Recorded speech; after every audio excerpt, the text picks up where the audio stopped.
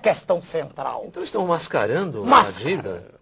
A dívida não, o serviço da dívida. A dívida aparece com mil e uma injunções, papéis que são colocados noutras rubricas, mas a dívida ainda aparece. O que não aparece é que a cada instante uma parte desse serviço é acrescentada, é adicionada, por isso a dívida cresce. Mas veja, doutor Nogueira, isso é assombroso. É assombroso porque nós vivemos num seio de país pobre, mas como pobre? Se nós temos o maior contingente de água potável do planeta, 21%. Como pobre, se nós temos uma riqueza mineral que ninguém tem. Eu conversava com o senhor e converso sempre com qualquer colega, qualquer pessoa, perdoe-me tratá-la assim, que queira trocar ideias. Nós temos de nióbio, um elemento químico fundamental para a indústria aeronáutica, sem o qual o avião supersônico não levanta voo. Temos 97% a 98% do mundo aqui. A região de Araxá, em Minas Gerais, um pouquinho na Amazônia. Quer dizer, como se explica que nós não tenhamos o monopólio da venda de nióbio no mundo, se só nós temos? De onde o senhor tirou esse percentual? O senhor o encontra em diversos sites. Eu não trouxe, mas não é difícil. É reconhecido internacionalmente isso aí? Sem dúvida, sem dúvida. Se o senhor procurar até na internet, o senhor o encontra. Nióbio, óbvio, eu tenho a satisfação de dizer para a população que eu fui o primeiro candidato à presidência da República que falou nisso, não se tocava nisso, era tabu. Eu fui o primeiro. Nióbio, né? N-I-O-B-I-O, nióbio. Pois bem, eu fui, mas não se toca nisso, isso é tabu. Agora, só o nióbio permitir-nos-ia ter uma moeda própria, lastreada nele. Entendeu? Nós podíamos ter nossa, não atrelada ao dólar, só ele, só o... E sem falar no quartzo, o nosso é de primeira qualidade. Em suma, quando aparece a capa da revista do roubo do urânio, o senhor pode ter mostrado, né? Roubo do urânio, contrabando de urânio, eu me divirto um pouco, porque isso é extraoficial, é verdade, estão roubando. Mas o nióbio é infinitamente pior, porque é oficial, o senhor entende? É oficial. Quer dizer, se nós calculássemos quanto é gasto nióbio em toda a indústria aeronáutica mundial, do planeta, planetária, não é verdade? E víssemos quanto sai daqui, o que entra deveria ser compensador, e não é. A coisa veja o senhor, é avassaladoramente desastrosa para o país. A questão mineral no país é uma questão, do meu ponto de vista, que tinha que ser abordada de saída. Não podia haver nenhuma concessão, porque riqueza mineral é de uma safra só, é de uma vez só. Nós não temos outra safra de nióbio, nem de quartzo, nem de manganês. Nosso manganês já está nos Estados Unidos, na Pensilvânia, compondo as chamadas reservas estratégicas, está lá. E quando o nosso manganês, ainda temos manganês, temos urucum, Mato Grosso, mas quando acabar todo, aí nós vamos comprar pelo preço que eles quiserem.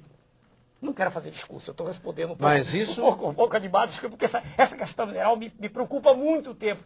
Eu estudei, honra ao mérito, com o almirante Gami Silva, que tomou conta daquele projeto da Amazônia, um homem culto, preparado. Estudei muito. Ninguém fala nisso. E por que o senhor não falou isso na Câmara Federal? Mas já falamos. Ninguém repercutiu isso aí? Não, essa informação não tá é muito séria. Perdoe, o seu canal é um canal voltado para a família, voltado para valores, mas isso não é geral na televisão. A televisão está preocupada em mostrar o roubo, a televisão está em mostrar os assaltos, essas falhas todas que aí estão. Eu costumo dizer, comparado o mensalão, a mesada dos nossos colegas que tristemente venderam suas consciências, comparado aquilo com o que nós perdemos em minério, aquilo é mesada de trombadinha. Mas o nosso homem comum, o nosso homem simples, não sabe desses valores vultosos. Então, eles estão roubando. A imprensa desvia a atenção daquilo que é visceral para aquilo que é secundário. Essa é a questão. E o Conselho de Defesa Nacional, que é um órgão assessor da Presidência da República e que tem que cuidar da preservação desses bens e do subsolo, também ignora isso? Não creio que ignore, é conivente. Veja a Vale, como é que a Vale foi privatizada? Eu conversava com o senhor. O que se recebeu, naquele cheque, Quando o senhor fala Vale, é a companhia Vale do Rio Doce. A maior mineradora de ferro do planeta. Não é Vale Refeição, Vale do Rio Doce. Do Rio Doce, tem razão, perdoe-me, eu fui impreciso. Quando a Vale do Rio Doce foi privatizada não, foi entregue, foi doada de maneira criminosa. Em que governo foi isso? O governo de Sua Excelência, o ex-presidente Fernando Henrique Cardoso. Quando ela foi privatizada, o valor recebido foi de 3,33, uma fraçãozinha, bilhões de dólares. Não deu para pagar esse valor, um mês de juros da dívida pública. E de maneira criminosa ela foi entregue. Né? E interessante, telespectador, que anualmente a gente examina os balanços dessas empresas privatizadas e os balanços apresentam lucros líquidos bilionários. A Vale do Rio Doce, por ano, tem lucro líquido de 10 bilhões de reais, sendo, aliás, uma das ações também muito disputadas no estrangeiro. Se o senhor me permite, Pois ninguém não. diz que o valor dela era superior a 1,5 trilhão. Ninguém diz isso. Ela foi doada. Essa é a questão. Quem estava por trás? Vamos dizer, quem estava por trás eram grupos multinacionais poderosíssimos.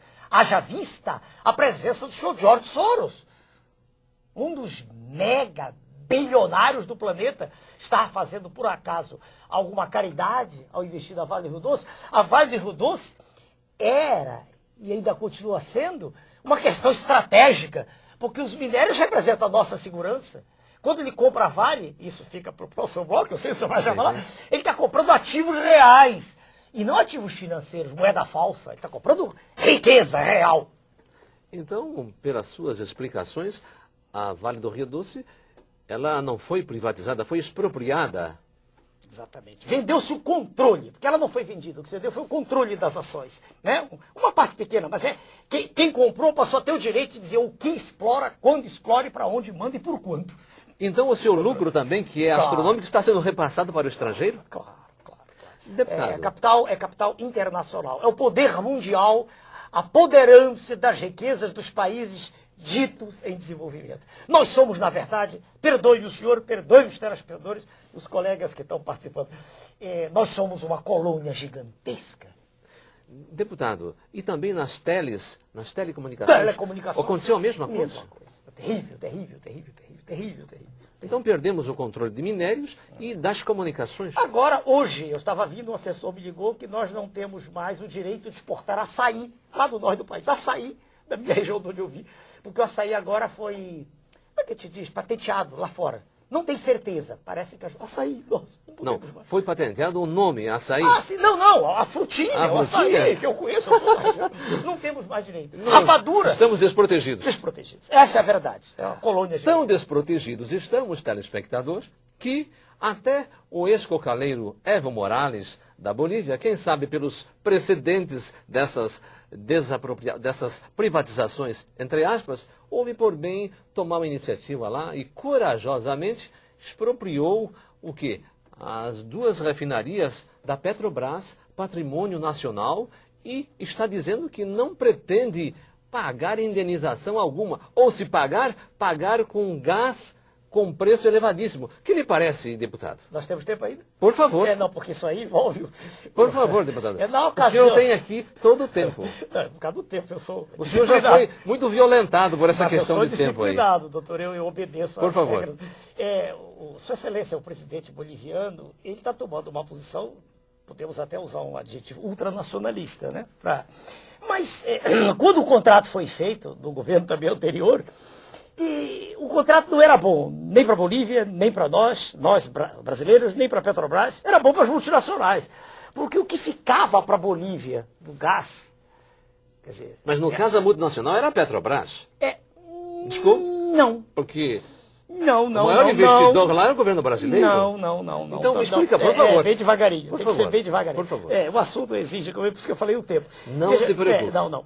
Havia, primeiro, recursos tomados pela própria Bolívia, sobre os quais se pagava um certo serviço, juros.